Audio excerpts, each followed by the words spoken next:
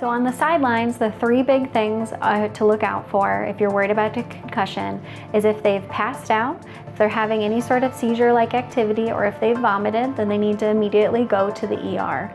If those things haven't happened, but you're concerned about a concussion, pull them from play and do your evaluation. If there's any sort of worry, I normally recommend just sitting them and continuing to evaluate them throughout the play and into the next day. In the clinic, where our patients would then follow up, we'll take a good history, do our exam, and monitor the patients weekly.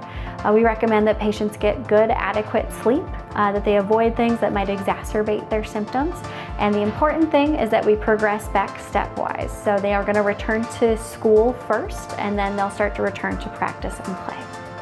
With concussions, there's not a set number of how many until you can no longer practice or play or participate in sports.